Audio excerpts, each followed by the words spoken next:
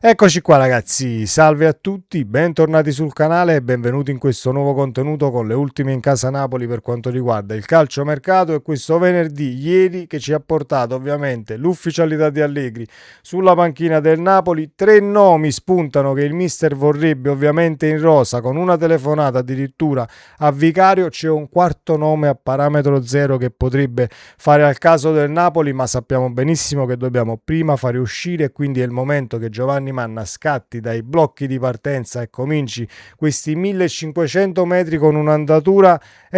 un tantino più sostenuta, perché poi perdere obiettivi come Mario Chila e Calaili, l'Inter è più forte sul calciatore. Mario Chila ovviamente ha avuto un'offerta dal punto di vista dell'ingaggio che andremo a vedere adesso, secondo me che non verrà rifiutata, ma facciamo il punto insieme. Fatemi sapere la vostra qui sotto nei commenti. Se vi va, iscrivetevi al canale attivando la campanellina, anche perché domani arriverà un'analisi tattica moderata per ciò che potrebbe essere il Napoli di Allegri. E se vi piace il video, un bel like fa piacere al sottoscritto e come sempre diamo una mano all'algoritmo. Partiamo dai nomi che il mister ha chiesto, tra virgolette, in entrata, nel caso il Napoli riesce poi a piazzare esuberi e calciatori in uscita che poi non vorrebbero proseguire il percorso a Napoli. Partiamo dalla situazione Vicario. Come riportato da Sport Mediaset, Allegri ha personalmente telefonato al portiere per manifestargli la sua presenza e per esprimere il desiderio di averlo a disposizione già dalla prossima annata. Un contatto diretto che testimonia l'interesse concreto del nuovo allenatore. Vicario piace molto anche alla Juventus, che lo aveva seguito con attenzione in passato, ma al momento il Napoli sembra in pole position. Eliminiamo questa situazione, il Napoli sembra in pole position, lo abbiamo visto con Chila e con Calaili. Ovviamente l'Inter è più forte sul calciatore, perché il Napoli deve cedere prima di far entrare qualcuno, viste le liste e visti i tanti esuberi, ed ecco che è terreno fertile per chi poi può inserirsi, così come Mario Chila non andrà sicuramente a rifiutare la proposta di ingaggio del Milan, che è di 5 milioni all'anno per 5 anni, con l'offerta alla Lazio di 25 milioni più 5 di bonus, 3 dei quali facilmente raggiungibili. Quindi è sempre a soldi, è sempre stata a soldi la situazione, al di là delle notizie che poi si possono leggere nel tempo. Vuole il Napoli, ha dato la parola al Napoli, eccetera eccetera. Basta che tentenni un attimo, si presenta la società di turno, in questo caso il Milan, ma potrebbe essere anche, viene una società inglese e porta via il calciatore. Se tentenni, giustamente si guardano intorno, offerta maggiore dal punto di vista dell'ingaggio che tu non puoi pareggiare, e il Napoli assolutamente non si deve nemmeno sedere per pareggiare un'offerta o tentare in extremis di ristrapparlo al Milan e portarlo a Napoli. Mario Chila, anche perché 5 milioni di euro all'anno di ingaggio sono troppi se vogliamo poi restare tra sostenibilità e senza fare tantissime cazzate che poi abbiamo fatto in queste due sessioni di mercato, visto che sono state gestite dall'allenatore che c'era, perché il Napoli ha fatto quello che doveva fare, dando all'allenatore precedente, per quanto riguarda il mercato, carta bianca, anche se poi hai portato a Napoli piani B e non hai portato a Napoli qualche piano A, ma calciatori che comunque valgono e non poco per quanto mi riguarda. Dal punto di vista tecnico lo vedremo poi sotto la guida di Allegri. C'è prima da definire però la situazione Milinkovic-Savic. Tornando a Vicario, il portiere serbo infatti è in uscita per quanto riguarda ovviamente il mercato, e potrebbe finire al Besiktas italiano. Lo vuole in Turchia. Solo dopo aver concretizzato questa cessione il Napoli potrà concentrarsi con maggiore serenità sul mercato portieri. Vicario è un portiere affidabile per età, per prestazioni. Io lo prenderei domani e speriamo che si inizi seriamente a concentrarci ovviamente sulle uscite per quanto riguarda il Napoli e il portiere in questo caso. Però ci sono altri nomi chiesti da Massimiliano Allegri. È un Napoli che vira sul piano B, sui piani B, si legge ovviamente saltati, ma non ancora ufficiali, perché poi bisogna sempre vedere se al 100% il Milan trova l'accordo con la Lazio, perché col calciatore c'è già dal punto di vista monetario, e se l'Inter riesca poi a trovare la quadra per Calaili, il Napoli potrebbe virare su altri profili, ovvero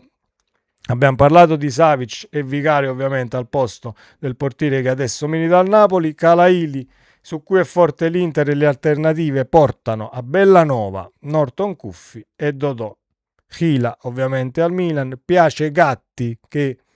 ritroverebbe Allegri e attenzione a Rabiot che potrebbe seguire Allegri al Napoli, ma per quanto riguarda il centrocampo potrebbe anche esserci un ritorno dalla rabbia,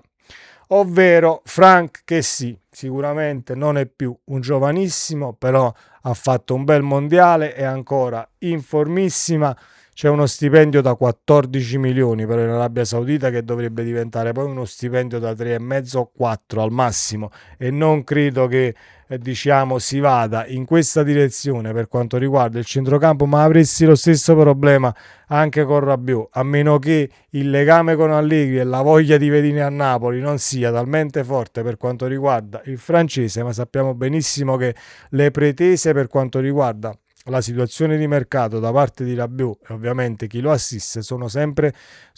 state alte, quindi mi tengo però il nome di Bellanova, mi tengo Dodò, anche perché si legge che il Napoli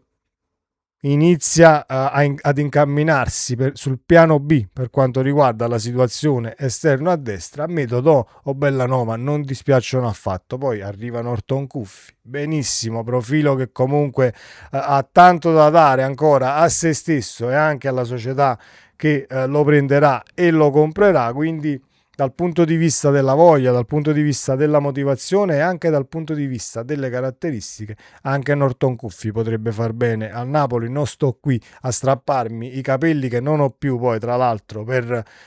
Mario Chila e per Calaili. Dispiace per il difensore centrale, ma sappiamo benissimo che la situazione uscite è molto critica, ecco perché adesso serve il miglior Giovanni Manna per piazzare sia gli esuberi e sia calciatori che devi fare uscire dalla lista dei 17 se vuoi tesserare poi profili che diciamo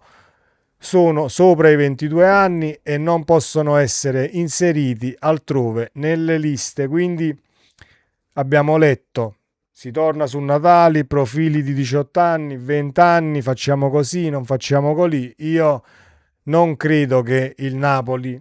vada comunque a mettere in rosa un profilo di 18 anni, anche se Natali comunque è un profilo molto ma molto promettente, alla fine potrebbe tranquillamente far parte della rosa, però se esce qualche altro difensore, Juan Jesus comunque a fine contratto abbiamo visto e l'abbiamo salutato,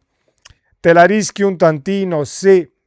vuoi andare sulla difesa a 3, ma se il Napoli, come io ho fatto un'analisi con una difesa a 4 perché potrebbe avere il suo perché anche dal punto di vista offensivo, ma ci arriveremo ovviamente domani, e chi non l'ha fatto iscrivetevi attivando la campanellina così non vi perdete il video per l'analisi tattica moderata che uscirà domani. Diciamo che dal punto di vista dei centrali, nel caso vuoi giocare con una difesa a 4, buongiorno Rachmani, Beukema, torna Rafa Marin, Marianucci torna, quindi non credo che andiamo ad accostare poi a Marianucci e anche a Rafa Marin un altro profilo ancora più giovane che poi dovresti inserire nelle rotazioni per 2 posti, quindi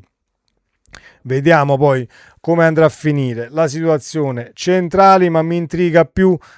diciamo l'aspetto in mediana, perché con l'analisi che abbiamo fatto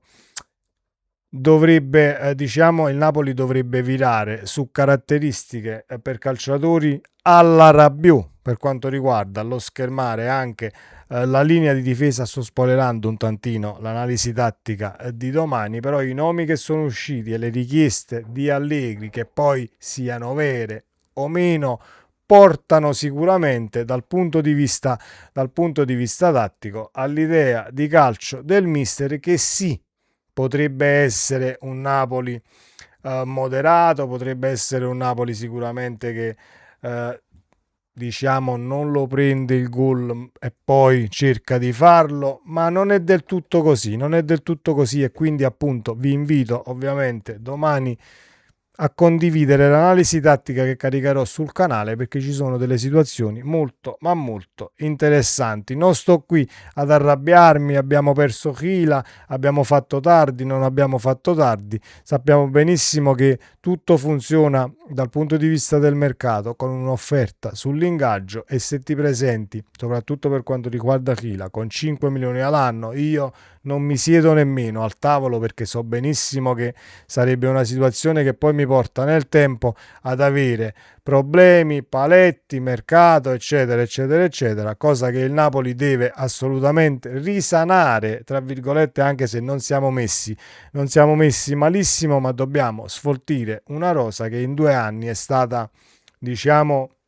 incrementata a livello numerico, e dal punto di vista delle caratteristiche poi non si è scelto nessuno. Ci sono calciatori che possono valere, e non poco, di quelli acquistati negli ultimi 2 anni, e il resto della stessa idea. Ad Allegri, diciamo, lo scettro magico per trovare la quadra e magari pescare da tutti i rientri ciò che serve per andare poi a puntellare in caso di uscite di qualcuno, così come potrebbe essere Savic vicario, e così come potrebbe essere un Anghissà, con un centrocampista che poi entra. Detto questo, fatemi sapere cosa ne pensate qui sotto nei commenti, iscrivetevi al canale e ci vediamo domani, ovviamente con un altro video. Forza Napoli sempre, ciao!